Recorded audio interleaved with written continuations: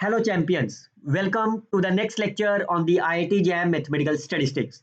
Today I will explain you how you can solve the 11th to 15th questions with the help of the shortcut tricks.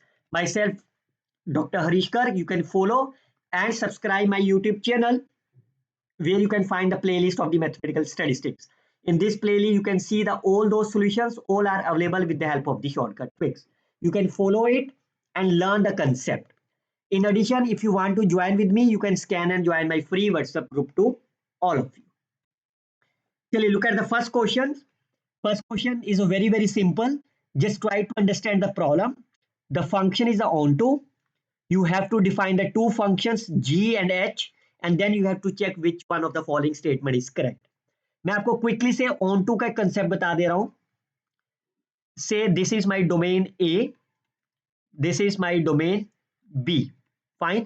When you can say the function f is said to be onto, वो तभी कहा जाएगा say these are my 5 elements and for example यहाँ पे 2 elements है, तो onto के लिए इसकी इमेज प्री इमेज यहाँ पे होनी चाहिए, कहीं कहीं भी हो.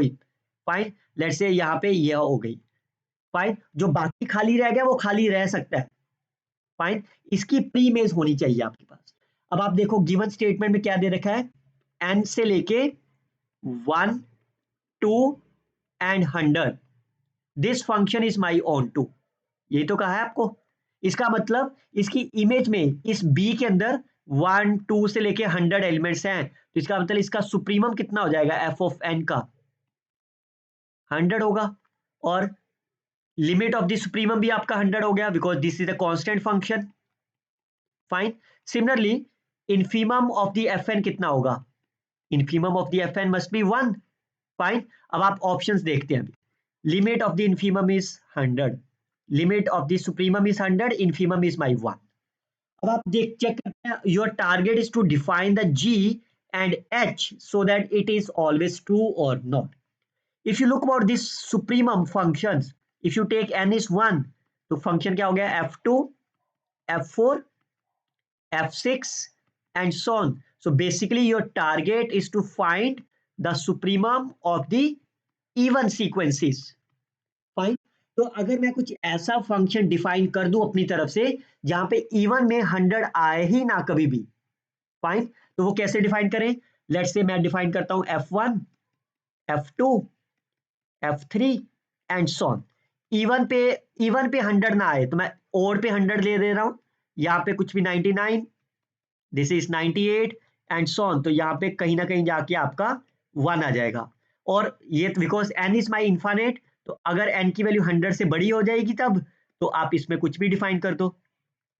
इधर n इज इवन और n is odd. You can define anything apart from the 100. Let's say 71 you can define as a 10.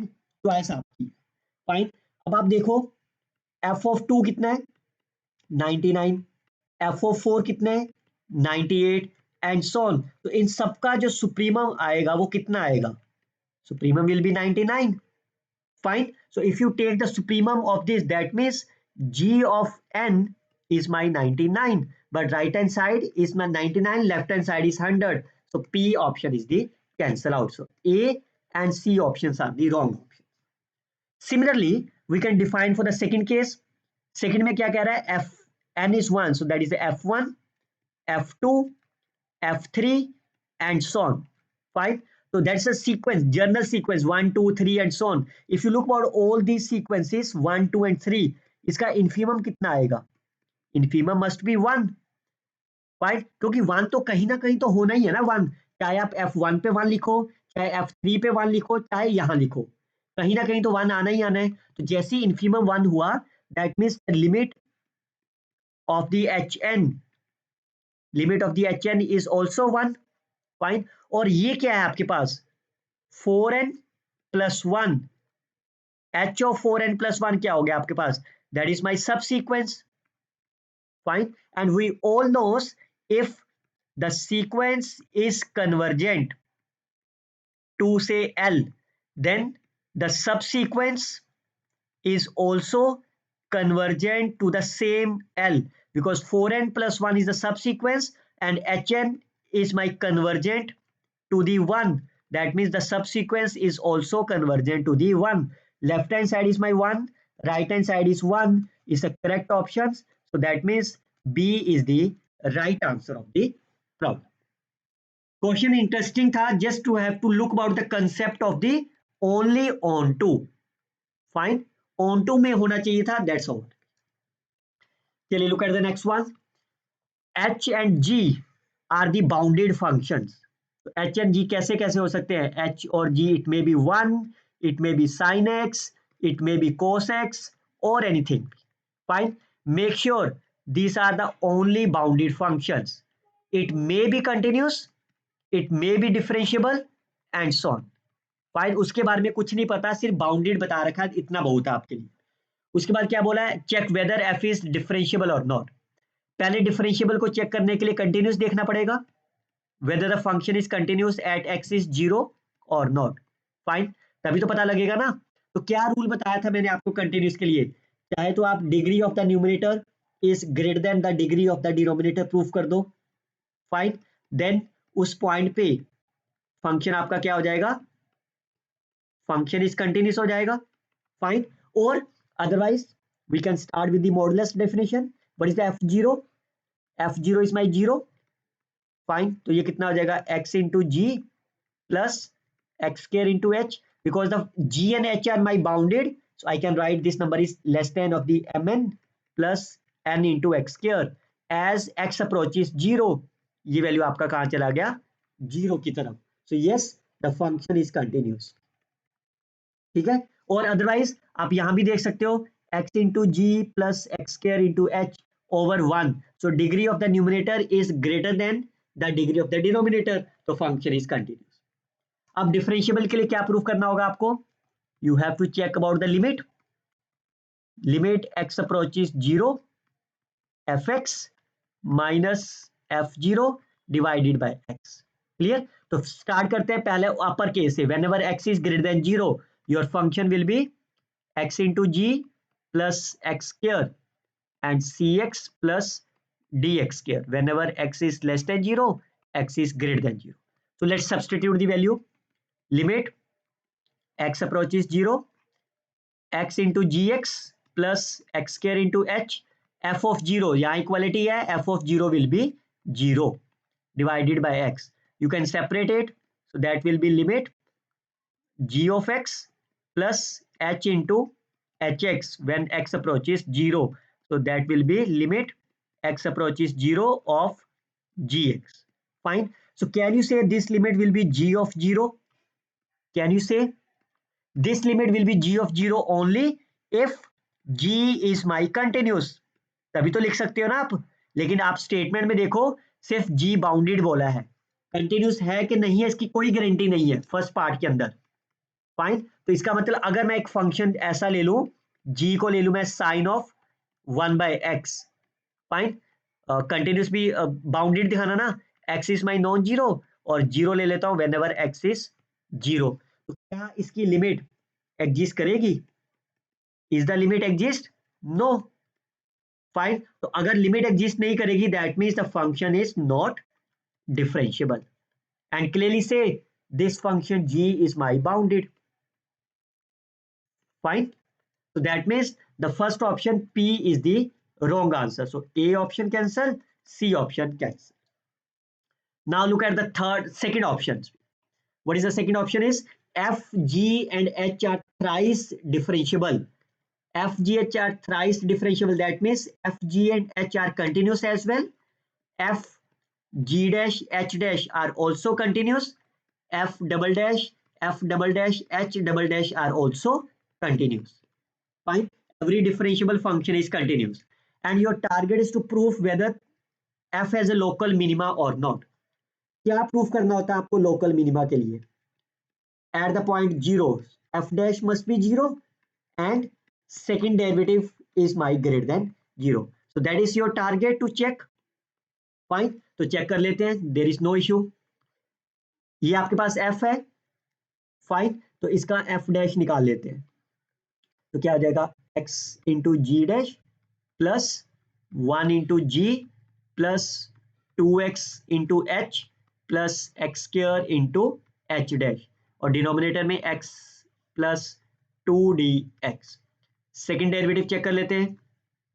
Fine, second derivative will be 1 into G dash, fine 1 into G dash plus x into G double dash, यहां भी g dash हो जाएगा, so I can write as a twice, plus 2 into H plus 2x into H prime, और यहाँ पे 2x हो जाएगा, और नेक्स्ट बार इसे 4 times plus x square h double prime, और यहाँ पे हो जाएगा आपका 2d।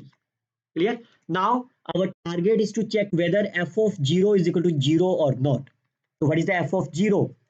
f dash of 0, चलिए देखते हैं। ये तो 0 हो गया आपका, that number is also 0, that is also 0. The first part will be g of 0, denominator will be c, but we all know f is a thrice differentiable, that means f, g and h are my continuous, f dash, g dash, h dash are my continuous. तो ये continuous कब होगा? Whenever g of 0 is equal to c, and g of 0 it is given to you as 0. That means yes, f dash of 0 is equal to 0 satisfied. Clear? अब same चीज हम second derivative के लिए कर लेते हैं। फाइन, तो second derivative क्या हो जाएगा आपका? 0 के ऊपर ट्वाइस जी डैश, ये आपका 0 हो गया, this number will be 0, this number will be 0, plus twice of the H 0, twice को कॉमन ले रहा हूं, into 2d, and again it is given that g dash plus h of 0 is my positive, तो इसका मतलब ये number आपका क्या हो गया? Greater than 0. तो because f double dash is continuous, that number must be greater than 0, मतलब d आपका क्या होना चाहिए? पॉजिटिव. तो अगर f डबल डैश 0.0 है, अगर ये दोनों कंडीशन सेटिस्फाइड होगी, that means the point x is equal to 0 is the minimum point. Yes, D B is the right answer of the problem. Clear? चलिए next one, consider the function f which of the following statement is not true? Critical point, saddle point and so on. क्या definition होती है critical point और saddle points की? You have to find the first derivatives and put them as a 0. Fine, तो मैं function को यहां लिख दे रहा हूं आपके लिए एक बार, x into y 5x plus 3y minus 6. Clear? तो पहले fx के साथ करते हैं.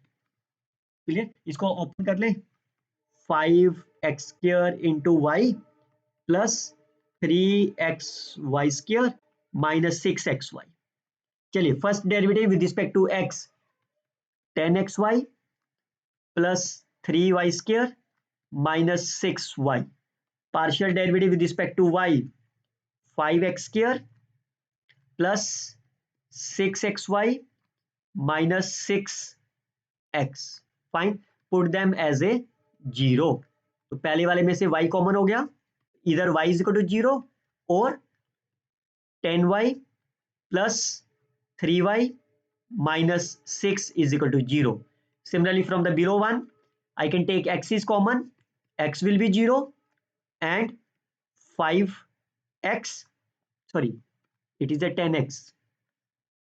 Fine, y common लिया था ना, so 5x plus 6y minus 6 is equal to 0. तो ये तो पॉइंट निकल गया. You can solve them. I can multiply by 2, multiply by 1. So 10, 20, 15x, 12 minus 6 is 6. X will be 2 over 3, 2 over 5. 3 से divide होगा ना, so that's a 2 over 5. जैसे x की वैल्यू 2 over 5 इस इक्वेशन में फिल कर दो, then your y will be 4 over 6, that is a 2 over 3. तो आपके पॉइंट्स क्या क्या बन गए? So your critical points are, one is that when firstly x is 0, x 0 होगा तो इधर y will be 0 और y will be 2/3, और अगर y 0 होगा then इधर x will be 2/3, 2/5, fine, और x will be 2/5 and 2 over 3. So there are the 4 critical points. तो देखो 4 critical points, yes, that's the correct statement. Saddle point, we will check it. Local minima, we will check it. Critical point is a plus b 16 divided by 15. क्या इसमें से किसी का सम 16 by 15 बनेगा? First is not, second is not, third is not. इन दोनों का sum देख लेते हैं. 15 LCM 6 plus 10. Yes, 16 by 15. That statement is also correct statement. Now, how you can check about the saddle points? We can define the Hessian matrix. Fine. तो इसकी तो जरूरत नहीं है ना अब हमें. Yes. So how you can define the Hessian matrix? We can define fxx, fxy, fyx, fyy. Fine. So now you can substitute. xx इसको second time करो x के साथ. That will be 10 of y. y of x इसको y के साथ कर दो. So that is a 10x plus 6y minus 6. ये तो सेम ही होता है आपका हमेशा. Hessian matrix is always symmetric. तो y को y के साथ करेंगे. That will be 6 of x.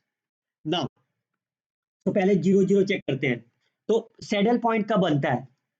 Yes, saddle point कब होता है? जब ये पहली वैल्यू आपकी 0 हो जाए. फाइन. तो that means whenever y is equal to 0 is a saddle point. So that point is my saddle. Fine. और ये पॉइंट आपका सैडल हो गया. क्वेश्चन में क्या कह रहा है? Has more than one saddle point. Yes, it's a correct statement. And it has a 2 local minima. तो एक ही तो बच गया ना option. That is my false statement. और वो क्यों फॉल्स है वी विल सी. ये पॉइंट पे चेक कर लेते हैं. At the point 0,2/3 h will be 20/3. Fine. x की value 0, y is a 2/3, so it's a 4 minus 2 minus 2 0. Clearly say the first principal minor is 20/3. Second principal मतलब determinant कितना हो गया इसका? नेगेटिव. एक पॉजिटिव है, एक नेगेटिव है. That is my saddle point. ये पॉइंट भी आपका सैडल हो गया. फाइन. अब ये पॉइंट बच गया आपका. इसके लिए चेक कर लेते हैं वेदर दे आर मिनिमम और not. 2/5 y is equal to 0. नहीं, ये तो हो गया. इस पॉइंट पे चेक कर लेते हैं. That is my 20/3 0 0 and 6x, that is a 12/5. So clearly say both the principal minors, first principal minors, second principal minors are my positive. अगर ये पॉजिटिव है दैट इज माय मिनिमम. और आप ये भी देख सकते हो eigen values are my positive. Fine. Then it's the point of the minimum. तो एक ही पॉइंट आपको मिला that is called as the minimum. पर ये कितने कह रहा है? 2 minimum. So that means the c is the false statement और सी ही इसका राइट आंसर हो गया. Next one. F is a bounded, F and G are bounded and differentiable. अब यहां देखो स्टेटमेंट की बजाय डिफरेंशिएबल भी दे दिया. इसका मतलब F भी है, G भी है, जो बाउंडेड भी है, डिफरेंशिएबल भी है. अगर डिफरेंशिएबल है तो कंटिन्यूस भी है. तो तीनों चीजें हो गई आपके पास. Then F is a continuous, partial derivative exist और नॉट. F कंटिन्यूस के फिर से दो मेथड बता देता हूं आपको. Fine. First method, degree of the numerator. What is the degree of the numerator is 2 आ जाएगी, but degree of the denominator is 0. So degree of numerator is greater than the degree of the denominator. Yes, the function f is continuous at. ये trick सिर्फ 0,0 पे applicable है. अगर आपसे 1,0 पे होता फिर नहीं applicable. Fine. That is my correct statement. Second method, अगर आपको ये डिग्री वाला नहीं अप्लाई करना, you can start with the modulus. Fine. तो ये कितना हो जाएगा? x into f plus y square into g. Because f and g are my bounded, so I can write as this is bounded by m और y is g is bounded by n. So clearly say it goes to the 0 as x and y are my 0. Function f is continuous. b और d, ये दो option तो आपके cancel हो गए. अब क्या पूछ रहा है आपसे? Partial derivative with respect to x पूछ रहा है. That's very simple. Limit x approaches 0. किस पॉइंट पे पूछ रहा है आपसे? 1, x पे भी. So that is a 1, x, 0 minus f of 1, 0 divided by x. So now you can see whenever the product of the quantity is my 0, answer is 0. Fine. तो यहाँ देखो ये तो 0 है ना प्रोडक्ट. तो 0, ये भी 0 है over x, that is a 0 which is existence. Partial derivative f is existence. अब पार्शियल डेरिवेटिव y का देख लेते हैं. फाइन. Limit y approaches 0 f of 1 comma y and f of 1 comma 0। Fine, तो ये वैल्यू तो फिर 0 हो गई आपकी बाय यूजिंग द प्रोडक्ट, और x into y is non zero, I can substitute y, और इसको मैं सेपरेट भी कर दे रहा हूं, तो ये कितना हो गया x into f y over y plus x की वैल्यू तो 1 ही है, fine, and y into g of x. Now clearly say if you take y approaches 0, ये नंबर तो 0 हो गया because g is my bounded. क्या ये इसकी लिमिट एग्जिस्ट करेगी हमेशा? बिल्कुल भी नहीं करेगी, बिकॉज f इज बाउंडेड है ना, तो मैं f को बाउंडेड फंक्शन ले लेता हूं, लेट्स से 1। तो क्या आपकी इसकी लिमिट एग्जिस्ट करेगी? 1 over y, limit y approaches 0, is it existence? No. So that means partial derivative of yf with respect to y does not exist. So Q is my false. A is the right answer of the problem. Okay, look at the next one. The volume of the solid curve y. Okay, मैं इसको graph यहां बनाता हूं, y is equal to x square plus 2, और दूसरा क्या बोला है, y is equal to 4x minus 1। Clear? तो ग्राफ बनाना पड़ेगा पहले हल्का सा। तो ये पैराबोला है, 2 से स्टार्ट होगा यहां से, मतलब fine, this the line of this the curve of the x square plus 2, और ये आपके पास है एक्स इज 0 -1 से स्टार्ट होगा, और 1/4 यहाँ 1/4 होगा कहीं, उससे क्रॉस होकर जाएगा। ठीक है, ऐसा ही ग्राफ बनेगा ना इसका। इसको थोड़ा नीचे कर लेते हैं। ठीक है जी, तो आपका टारगेट है इस एरिया को निकालना, एरिया निकालना है, वॉल्यूम निकलेगा ना इसका, तो कर्व से आपके पास, तो your target is to find the volume of this curve. ये बिलो कर्व आपके पास है y is equal to 4x minus 1, और ये कर्व आपके पास है, तो ये पॉइंट ऑफ इंटरसेक्शन निकाल सकते हो आप। दोनों को पॉइंट ले लेते हैं, 4x minus 1 x square plus 2, so x square minus 4x plus 3 is equal to 0, x will be 1 and 3, 1 3। Fine, तो फाइनली पूछा गया आपसे वॉल्यूम ऑफ द सॉलिड, तो क्या होगा, pi of integration from 1 to 3। आपके दो एरिया हैं, what is the outside area, इसकी कर्व कौन सी आपके पास, line, so that is a 4x minus 1, fine, pi of Y square into D X, यही आपका वॉल्यूम होता है ना। तो वाई की वैल्यू मैं फिल कर रहा हूं, माइनस इनसाइड एरिया, ये एरिया लाइन किसकी है, y equal to x square plus 4 x square plus 2। Fine, I think that's over. इसको आप सॉल्व कर सकते हो easily. Fine, pi is my outside, इसको सॉल्व कर लेते हैं, 16x स्क्वायर plus 1 minus 8x minus x4 minus 4 minus 4x square. Clear? तो ये कितना हो जाएगा, साथ के साथ कर दे रहा हूं मैं, x4 मीन्स x5 ओवर 5, ये x4 है, ये 12 है, तो 12x स्क्वायर, 12x स्क्वायर की integration 4x cube, find it's a minus 8x will be minus 4x square, this is a minus of 3 minus 3x from 1 to 3। इसको solve कर लेना अपने आप, जो आंसर आ जाएगा।